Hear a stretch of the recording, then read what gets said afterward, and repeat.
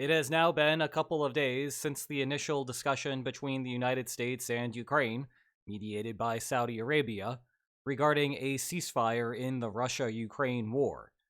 We are still waiting to hear how Russia is going to respond to this, but for now, it seems like we have a moment to discuss what's going on here with a little bit of Q&A. So, let's get to it. How would a hypothetical 30-day ceasefire affect the internal situation in Russia? What bargaining leverage would Moscow lose in the case that it renews an offensive after such a prolonged ceasefire? Well, I don't think 30 days is actually all that long, but it could extend past that, and this question does raise some interesting points. For starters, Russia cannot demobilize in the short window of 30 days. Maybe when we start talking about this in a year-long ceasefire, then that conversation could happen. But you can imagine a situation where Ukraine and Russia have the ceasefire start, and then Russia starts sending home some of its soldiers. They're going to have a really hard time getting them to come back to Ukraine if there is a restart to the conflict. There aren't really any Russian soldiers that are on the front lines that have a direct interest in being on the front lines. They are only there because of the financial rewards associated with getting them to sign up and then deploy over to Ukraine. So once they are sent home, good luck trying to get them back there without paying them a whole bunch more. You think about how costly it would be for Russia to maintain a frontline presence as compared to how costly it would be to remobilize. The continuation costs of staying present on the front lines is probably cheaper. There is an interesting flip in the incentives, though, for new recruits, people that are currently in Russia and thinking about signing a Ministry of Defense contract to go to Ukraine. The calculation that someone in that position is making is they are getting some amount of money for some risk of losing an arm or losing a leg or dying and having more money go to their family or something like that. So this is the risk premium that we keep talking about in videos and is present in all sorts of other economic situations aside from war. Well, the risk premium is going to be paid based on the expectations that you are going to be dismembered or killed. And if we're holding steady in Russia a certain level of financial offers to get people to sign up, if there is now an expectation that their likelihood of death is lower, either because the war is never going to restart or the war is going to be ending at some point relatively soon because we are moving toward a ceasefire, which may or may not be sustained, but in expectation, the likelihood of some sort of sustained ceasefire is higher now than it was, say, 3 months ago or 6 months ago. Well, that makes it look more attractive to sign up because, again, the probability from your perspective of either dying or being dismembered has gone down. Consequently, holding fixed a contract offer, I would expect the number of people to sign up to spike in the next few weeks if it hasn't already. Of course, again, I said that that's holding fixed a contractual offer. And if you're thinking about this from the perspective of the Russian government, you should be internalizing all of this as well. And you should understand that to meet your recruitment goals, you no longer need to offer as much money. And so what should ultimately be happening is all of this is a wash, where the Russian government starts paying less and we don't actually see that spike in soldiers. But then you get into the more complex strategic interaction here, where it is fully reasonable to think that the Russian government knows a little bit better than the Russian people do about the Russian government's commitment to follow through on a ceasefire. And if the Russian government is thinking that we're actually not planning on following through with this, then it is an opportunity to try to recruit a whole bunch of Russians at a relatively low price to be able to get them to go there in a way that would not be possible 3 months from now when it becomes obvious that Russia has no intent to follow through on the ceasefire. In which case, maybe it makes sense for Russia to still have a slight premium, maybe not as large of a premium because they can still save some money, but then, again, still have a slight premium so that they're over-recruiting and getting all of the soldiers that they need to be able to continue with an offensive after a short period of ceasefire expires. So that might be a leading indicator about what is going on in the minds of the Russian government. I would keep an eye on those Ministry of Defense contracts. Overall, I would say that there are unclear economic effects about what this will do inside of Russia. Clearly, Russia does benefit from being able to recruit at a lower price because they can save some money, and if Russia is budget constrained, which seems to be the case right now, that is an attractive feature of a 30-day ceasefire. But we don't really know what the plan is in terms of, say, sanctions relief, which would have a much larger effect on the Russian economy. So that's another thing to keep an eye on in the future conversations about what's going to be happening in the next couple of days, maybe with the summit between the United States and Russia in Moscow, if there are discussions about that and what that ultimately will look like. Could a ceasefire, or a sustained period of non-fighting, lead to an increase in corruption in the Russian military and a return to the standard of pre-invasion? Has Russia made any anti-corruption reforms to its army that will actually last in peacetime? I love this question.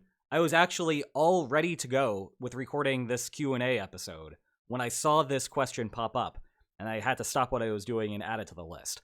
So what's going on here is that if you think back to the beginning of the war, there was clearly a problem with the Russian military actually being ready to go and fight in Ukraine, and that hampered Russia's ability to actually win that war right away by invading Kyiv, taking over the government, and something like that. And it's that failure which has led us to where we are today, more than now 3 years into the war. Well, what got Russia to resolve its corruption problem and get to a point where it is no longer failing on the battlefield, but making relatively slow gains, but gains nonetheless, is the fact that they could actually observe battlefield results.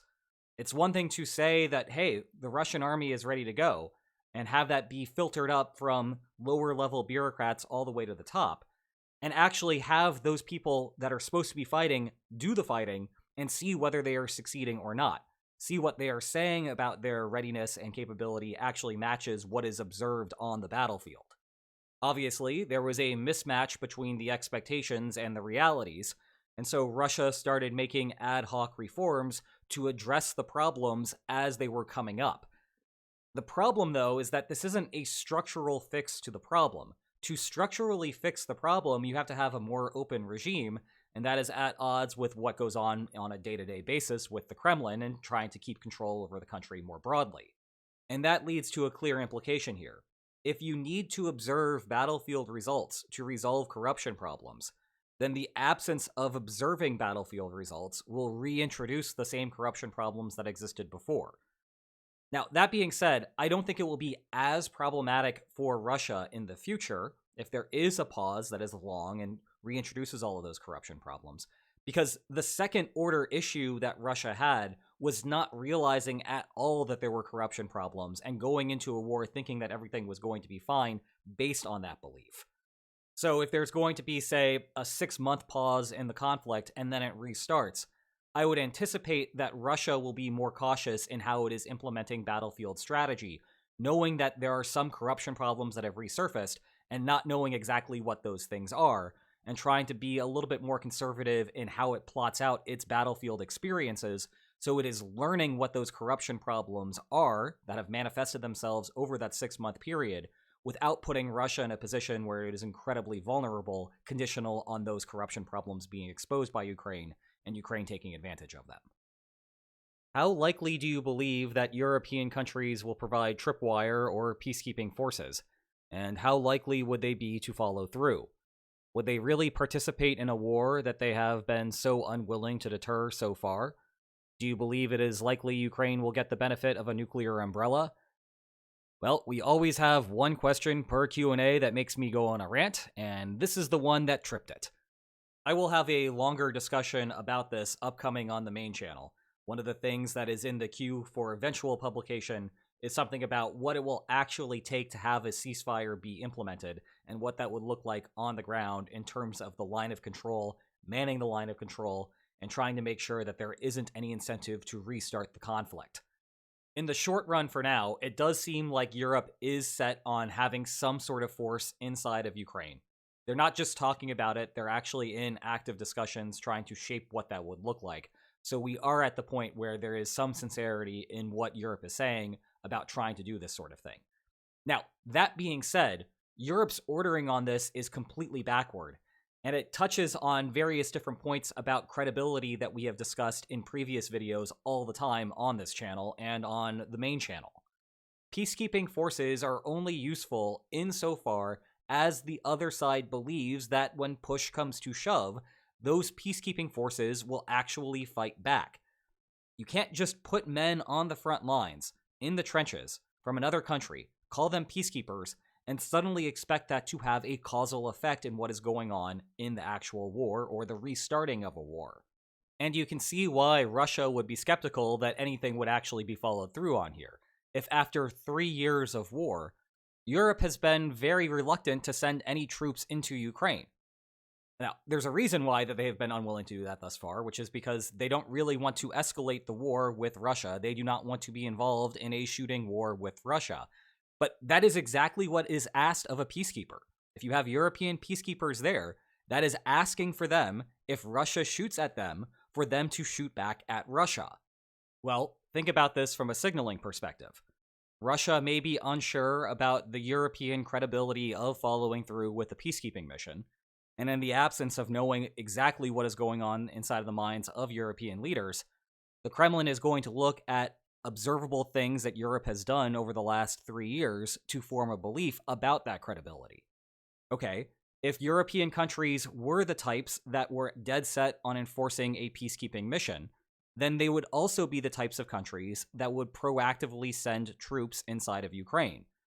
The Kremlin is not observing those troops being sent there, and so the inference that is going to be drawn is an updated belief that Europe is less likely to be those sincerely interested types in enforcing the peacekeeping mission. As a result, we're in a situation where it appears that Europe wants to bank heavily on tripwire forces being effective. In other words, having those European peacekeepers be in the trenches so that if Russia restarts the war, those European peacekeepers will be killed.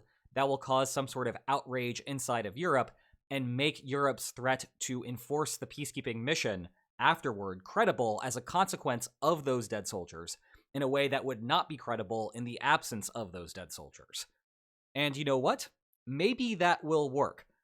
But think instead about what would happen if you paired that strategy with a proactive deployment of European troops into Ukraine.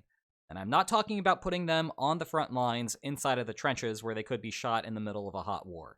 I'm talking about putting them in the back roles where they're handling logistics or things like that, which then frees up labor for Ukrainian soldiers to be put more toward the front lines.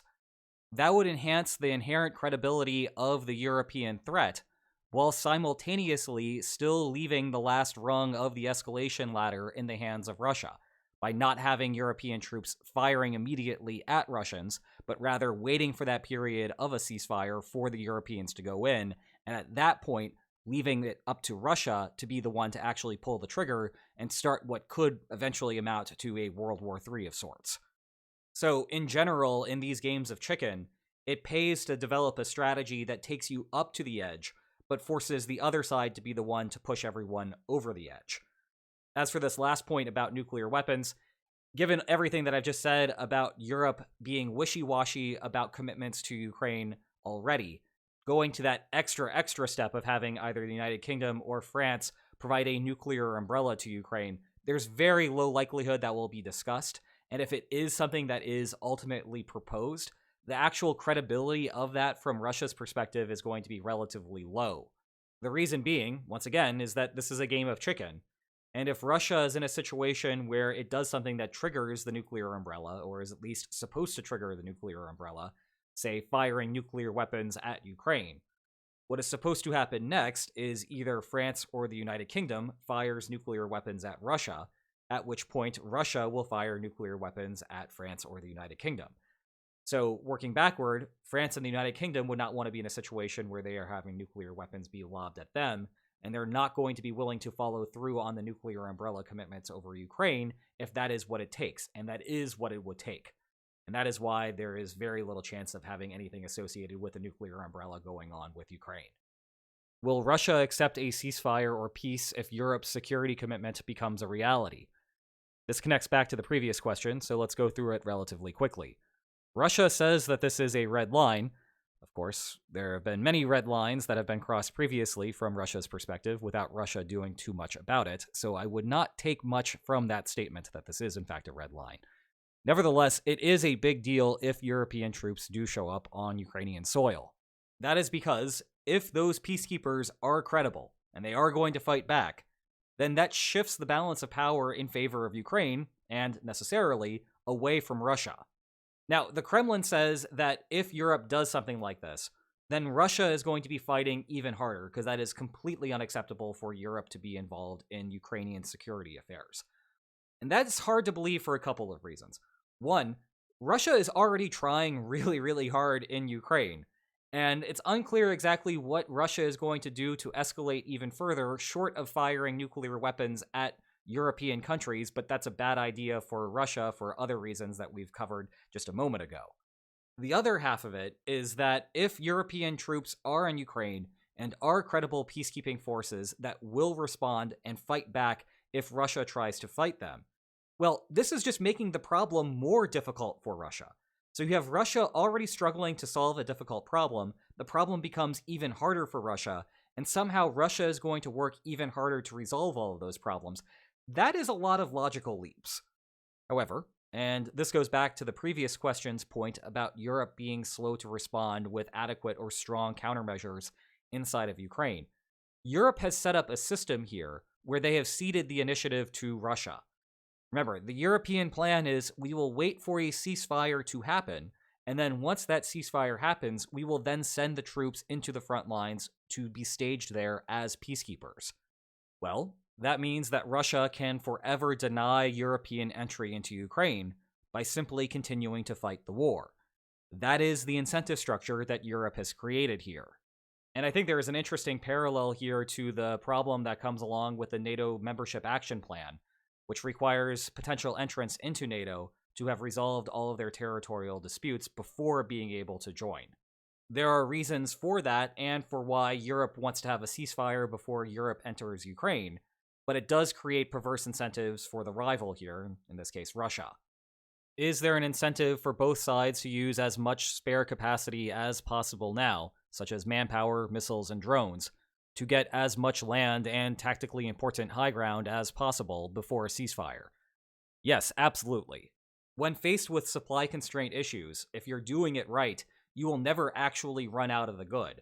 Instead, when you become aware that there's going to be a problem upcoming, what happens in the present is that you start restricting the supplies of that, so you're not using as many, say, 155mm artillery shells as you would under normal circumstances, but you're saving them for only the situations where they're really attractive targets that you're confident about. You'll still go after those, but you won't be in a situation where you're just laying out a whole bunch of them for cover or something like that, or going on expeditions where you're guessing where the opposing artillery is and firing randomly and hoping that you might hit something because you have a surplus of 155mm shells. Well, if you think that there is going to be a ceasefire for some period of time, this basically reverses the problem. It creates a surplus of goods because you do not need next month's supply. So you can further draw down what you have this month, knowing that next month is not going to be used, and so whatever is produced next month will simply go back into your reserves for what might happen the following month. And so that gives rise to an incentive for last-minute scrambles, which are very common in the midst of peace negotiations where they think that there's going to be a deal done soon. Sometimes you see a spike in violence right at that point as you get these last-minute pushes, and maybe that is what we're seeing right now with Kursk. What are the odds that Russia's primary objective in this region since 2013 has been to have undisputed control of the northern Black Sea? I think that this is unlikely. I would describe that as Russia's tertiary goal of the conflict. And it'll actually help to look at a map here to see what's going on. If we go back to the beginning of the war, the first main push was toward Kyiv, which makes sense because if you capture the capital, then Ukraine is in a situation where it is very unlikely to be able to defend itself, and then you capture everything as a consequence of just getting Kyiv, or at least you make the rest of the process very, very easy if you capture Kyiv. Now, simultaneous to that, there was an effort from Russia coming from Rostov-on-Don to try to capture the Crimean land bridge. There's also another set of forces that were coming up from Crimea to do that. That is the area of territory around the Sea of Azov that allowed the Sea of Azov to be completely controlled by Russia. The reason for that, why Russia was interested in that particular piece of territory as the primary piece of territory that Russia was interested in, as opposed to the strategic goal of capturing Kyiv to be able to get everything else. Having control over that Crimean land bridge secures Russia's future inside of the Crimean Peninsula, which is very important for the Black Sea Fleet. There were two other main efforts after that, one in the north and one in the south. We're more familiar with the one that's going on in the north because it's still going on. That's the effort to capture all of the Donbass. What was going on in the south after the crossing of the Dnieper River was to try to link up with Transnistria in the eastern part of Moldova and secure the entire Black Sea coastline like the question was originally asking. Now, the reason I would describe the Donbass as the secondary goal and what was going on along the Black Sea over toward Odessa as the tertiary goal is that after the counteroffensive began in 2022, with Ukraine pushing toward both the north and the south in the fall, Russia was in a situation where it had to choose which one it wanted to defend, and ultimately what it chose to do was withdraw from Kherson and try to reorient troops up toward the Donbass. So that seemed to be the bigger priority for Russia, and having absolute control over the Black Sea as a result of that was likely the tertiary goal. Will the ceasefire be a total ceasefire, or a ceasefire but we can't control the separatist groups type of ceasefire? Can Russia, when negotiating, use the separatist card without any damage? Will the ceasefire be upheld? And if so, will the separatists have a seat at the negotiating table, considering that they are separatists in the eyes of the West, but citizens of Russia by Russian law? Well, be prepared over the next few weeks to hear a laundry list of different possible ways that Russia could try to sabotage a peace deal without being the ones that are actually sabotaging it. And this is certainly one way to do it, is have the separatists do it. It wasn't us, it was the separatists. That being said, I do not think that this is a good way to do it. We're at the point where everyone in the West is well aware that the separatists, in order to be able to do anything militarily, need the support of Russia. That is true going back to 2014, where in the absence of little green men coming over from Russia, there simply were not enough separatists to be able to fight back against the Ukrainian government. Fast forward to today, and as this question has highlighted, from the perspective of Russian law, there aren't any separatists anymore. There's just Russian citizens of Luhansk and Donetsk and Zaporizhia and Kherson. So even from the perspective, again, of Russian law, a separatist sabotage isn't a separatist sabotage. It is actually Russian sabotage at that point. The one wild card here is I don't know how Trump would see this, and that is going to be a big determinant, of course, about whether the United States responds to Russia breaking a ceasefire deal with ample support to Ukraine. How would or should the rest of the world interpret things if it turns out that America is bluffing about increasing aid to Ukraine, and the Russians violate the ceasefire to call them on it? Well, in black and white, it would be very bad. Under normal circumstances, you would think that that would incentivize Trump to follow through, but Trump is a wild card, like I said in the previous question, and one of the things that he really likes to do, going all the way back to the art of the deal, he likes to keep the other side on its toes, he likes to not be predictable, and one thing that would be unpredictable would be to make a threat, and then when the party that is supposed to do something fails to do it, that Trump doesn't necessarily follow through on what he said he was going to do. I do not think that is the best way to frame this question, though. Instead of asking whether Trump will follow through, the better question, I think, is how much will Trump follow through? What level of aid will Ukraine get if Russia rejects the ceasefire? And that amount does matter quite a bit. We have talked at length about how Russia has a disincentive to halt the fighting as long as Ukraine is on its back foot and unable to establish a firm set of entrenchments along a front line of control, which would then stop Russia from being able to continue its offensives. If you pause the war, if you give a 30-day ceasefire that might extend into a longer time frame, that gives Ukraine time to dig, establish entrenchments, and make it more difficult for Russia to restart the conflict later. So the important thing to think about here is what the competing shifts in the balance of power look like here. The first shift in the balance of power is the current status quo balance of power if Russia continues to fight with Ukraine on its back heels, versus what a war would look like after a 30-day pause and Ukraine is entrenched. There is a shift in the balance of power associated with that. That's the first shift to keep in mind. The second shift to keep in mind is how much aid Trump is going to give to Ukraine and how much that is going to push back on Russia under the status quo situation where we are continuing to fight with Ukraine on its back foot.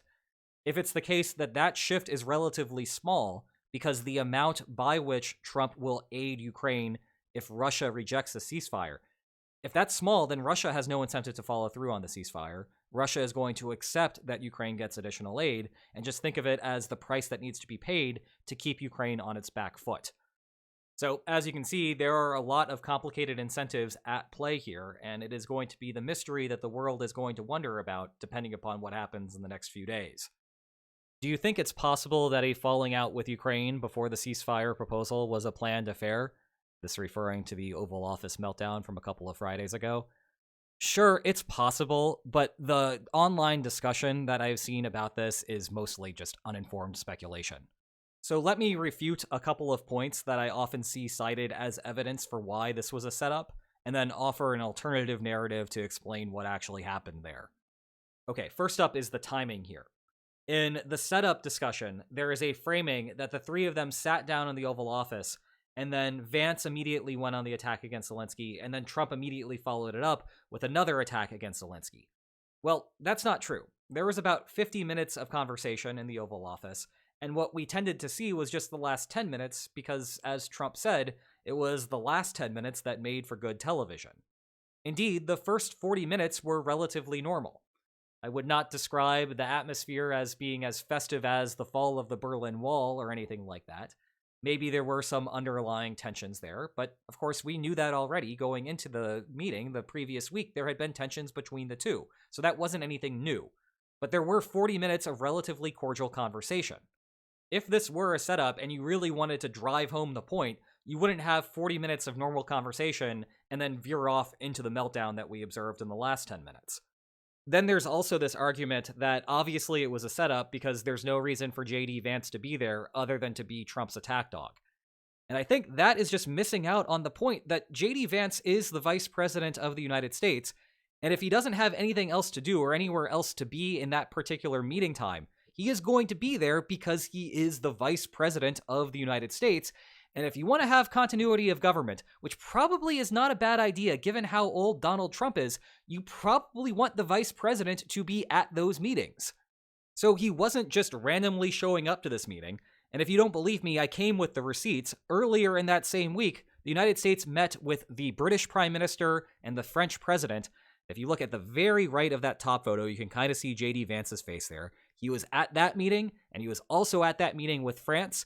And there was a meeting yesterday between Trump and Ireland, and in that meeting, guess what? JD Vance was there as well. Don't have the photo of it because they haven't posted it to their account yet, but he was there.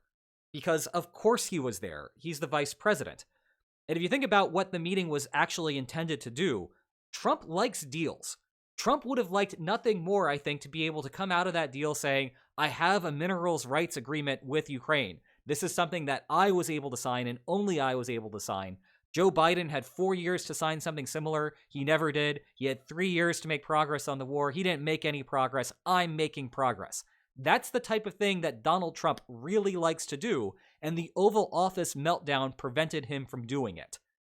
So if I may speculate about an alternative narrative about what happened, I would guess that at the meeting that was behind closed doors that did not have these cameras in it that preceded the Oval Office meltdown, there was probably some sort of conversation between Zelensky and Trump that suggested to Trump that Zelensky still thought that he had a lot of bargaining power between the two of them.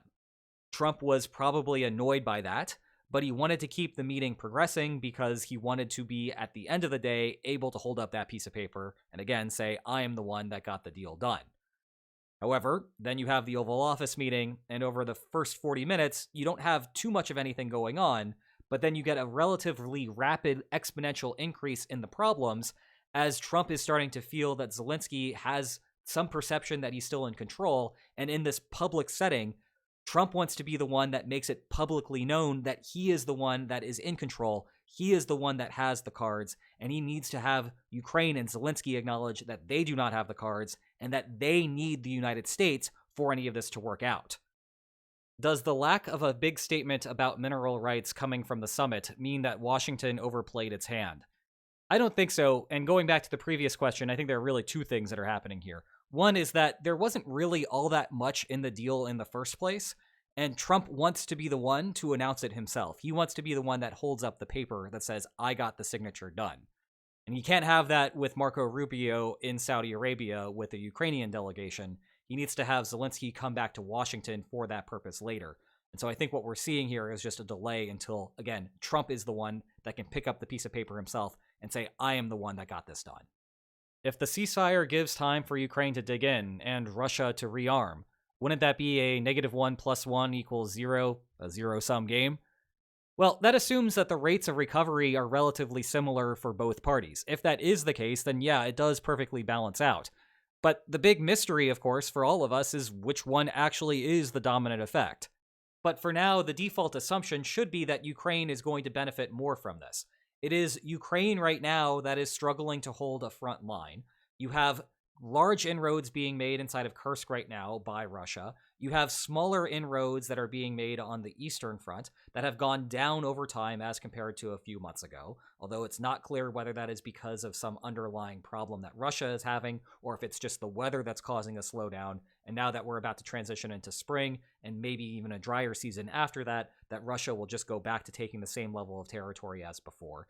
There's some discussion in the West about how Ukraine is having successful counterattacks near Pokrovsk, and it is true there have been some successful localized counterattacks, but the amount of territory that those things have been getting back is relatively small as compared to the gains that Russia is making. So overall, the situation is improving for Ukraine, but it is still bad. Russia is the one that's advantaged. Russia's advantage is not as good as it once was, but it's still not great for Ukraine. And yeah, it is true that Russia will have time to rearm, but Russia is rearming as it is already, so that's not changing. It's not like pausing the ceasefire is allowing Russia to be able to have more factories operate and more tanks being produced. Ukraine also, in the meantime, is perfectly capable of rearming as well, so it's not clear why Russia would be inherently advantaged on that front. But one thing that Ukraine definitely can do that Russia will not be able to exploit to the same degree is Ukraine digging in, building entrenchments, and being able to make it more difficult for Russia to restart the war afterward. How impressed are you in Marco Rubio's handling of this conflict? It seems that he has maintained total trust with Trump, while also helping Ukraine, which I believe is his real motive. I think that everything that Marco Rubio does, the way that you should look at it, is that Marco Rubio wants to be president. Given his history, I suspect that he is not particularly enthusiastic that Donald Trump is president of the United States and the leader of the Republican Party, and that he probably has a very different vision about what he would want to do as president of the United States. But to be president of the United States, you have to win a Republican primary and then win a general election and then swear in as president of the United States. And if you don't get to that point, then all those hopes and dreams about doing things different don't actually matter for anything. Well, in that light, and especially in regard to Russia and Ukraine, you can see that Rubio is trying to walk an awkward line. He wants to bridge the gap between retro Republicans and the MAGA-style Republicans that are currently dominating the party.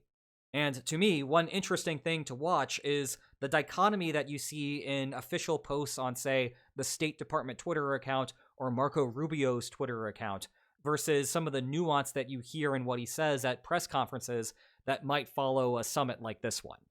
It will not surprise you that in the latter category, Marco Rubio sounds much more like a George W. Bush-era Republican than a Trump-era Republican. The last thing to note is that J.D. Vance is a major problem for Rubio's political aspirations, because as vice president, J.D. Vance is the most likely next Republican nominee for president of the United States in 2028. So if Rubio wants to be president, he has to get through Vance to be able to get there. I don't think we're going to be seeing this surface that much this year in 2025. Maybe we'll start seeing it in 2026. But definitely by 2027, I would keep an eye on their interactions and how that plays out. You mentioned how a successful ceasefire is dependent on the parties sharing a similar expected outcome of the war. How could this convergence of expected outcomes be observed by us on the outside? Well, it's hard to tell because what we mostly hear is what is being said by the actors involved in the conflict, and as we have also talked at length, is that there is a bunch of incentive for them to misrepresent their positions and try to signal extra strength by saying that they are strong, even if that is not the case. On the Russian side of things, it has been more than 2 years, and perhaps not since the public withdrawal from Kyiv, that we've had a good idea about what is actually going on inside of the minds of the Kremlin. Ever since then, it has just been, we have maximalist aims, we need everything, Ukraine has to concede everything. That's all we've been hearing out of the Kremlin. Well, now there is actually something tangible that is going to be on the table. Russia is either going to have to say yes to the ceasefire or say no to the ceasefire. And depending upon what goes on there, we have a good signal about how Russia actually feels about its chances if it continues the war. On the Ukrainian side of things, this is a little bit easier because we have public opinion polling from Ukrainians about their feelings on the war, and it has started tracking more and more toward those Ukrainians wanting there to be some sort of ceasefire. So we're seeing some level of convergence there in expectations that what's happening on the battlefield is probably going to match what the expected outcome is. There's some public opinion polling in Russia as well, but that's more subject to concerns about manipulations and possible hidden preferences that Russians are not actually expressing how they truly feel because they're worried about signaling the wrong thing to the pollster, and that may somehow get back to them. So public opinion polling is a little bit more useful in Ukraine to try to triangulate what's going on here than Russia. But again, for Russia, what we see in the next few days is going to be a really good indication about what's going on inside the minds of the Kremlin. What incentivizes countries like Saudi Arabia to host ceasefire talks? Well, for the most part, when you're talking about a mediator or some sort of peacekeeper, they tend to be countries that are suffering externalities from the war and therefore want the war to end. In other words, as long as the war continues, they are paying implicit costs associated with that, and so if there is something that they can do to nudge the two parties to end the war, they have a vested interest in actually getting that nudge to go on. One thing that's interesting about Saudi Arabia and this war in particular is that we often talk about how China and India are the primary beneficiaries of the war because they have been able to import cheap oil and gas due to international sanctions against Russia.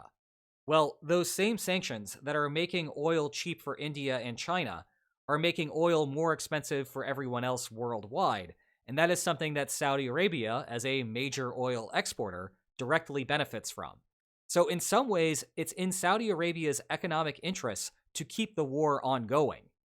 The flip side of this, and this is not something that we touched on much since the first year of the war because of the various grain deals that have been in place, but there is a concern in Saudi Arabia that there's going to be instability in the Middle East more generally if Ukraine and Russia are not exporting grain to the Middle East.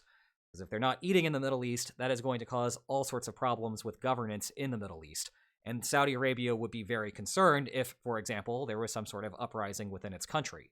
The other thing is that Saudi Arabia views itself as a bridge between the Russian world and the Western world, and this is just one more manifestation of that. How do you make these videos so quickly? Well, I guess it's a couple of things. For one, I do this for a living. I've been studying international relations for the better part of 2 decades, and so most of what I do in these videos is simply impart what I've already learned and apply it to whatever the current situation is, especially as it relates to Russia and Ukraine. This is not a situation where I just woke up one day and decided, hey, I think geopolitics is cool, maybe I should talk about it on YouTube. It's actually what I do, and it's what I have been doing well before this.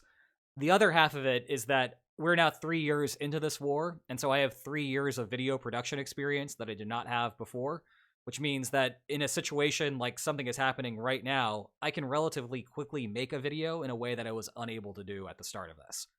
And one more thing to add here, it is just me. I produce all of this stuff by myself. There's no one else who's helping me do this. So when I get this done in a few hours after a news event has broke, it is me doing all of that work. I am writing it, I am animating it, I am narrating it, I am editing it, and I'm doing all the back-end logistics on YouTube to get it uploaded. William Spaniel is an anagram for animal pie swill. Now that is the hard-hitting analysis that you have come to expect from this channel.